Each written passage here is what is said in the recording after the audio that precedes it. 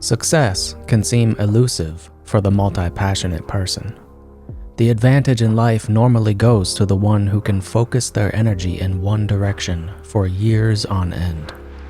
But what about people like me and you, who love to entertain the many possibilities and paths before us?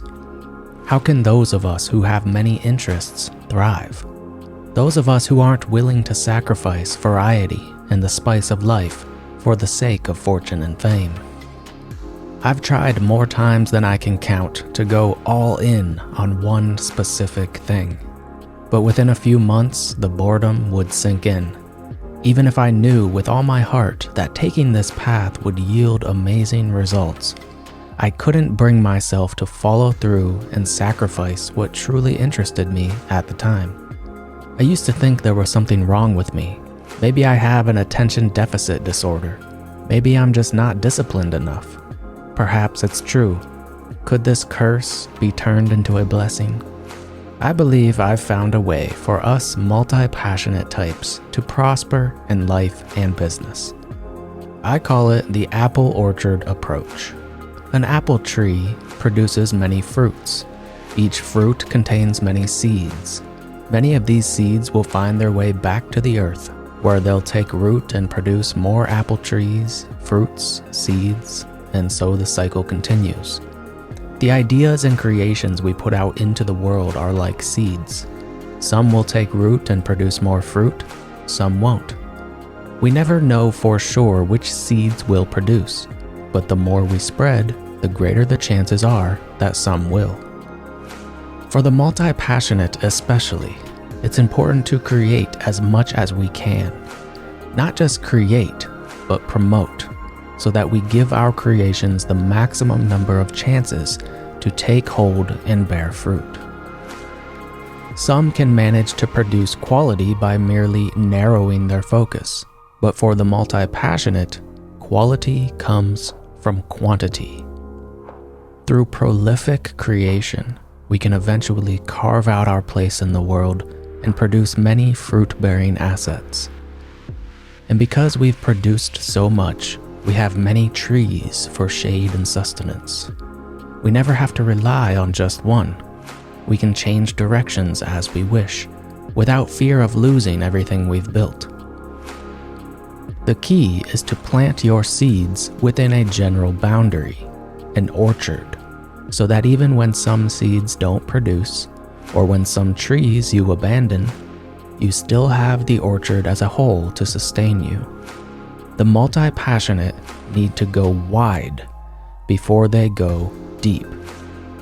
Find your boundary, map your orchard, then nurture the hell out of it.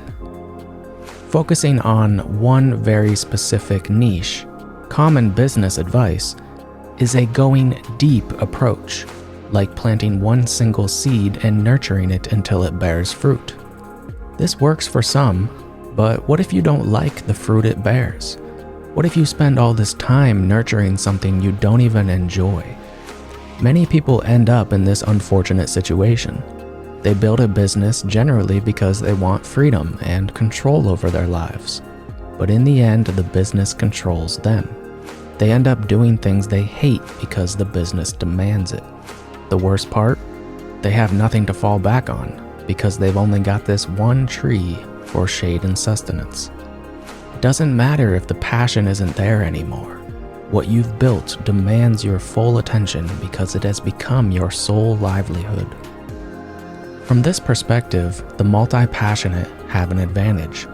It may take people like me and you a little longer to produce something substantial, but if we give ourselves permission to explore and create without thought of outcome, we can find ourselves on a path even the most hard-working never experience.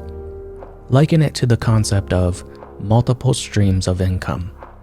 The multi-passionate should initially focus on creating several smaller streams, letting a larger river of sustenance form naturally without thought or effort. The dots will connect in time. Take the first step. Stop trying to think 10 steps ahead and predict the results of your work. By doing so, you only dampen the creative forces within you. The only rule is, Whatever you create, you must ship. You must let it be seen. Give each creation a chance to take hold. Spend as much time as you need, but if you reach a point where the idea no longer excites you, move on and plant another apple tree. You won't know where you're going until you start moving. You have to step forward with faith, knowing your creations will in time bear great harvests. Stop waiting, start creating. Your friend, Bo.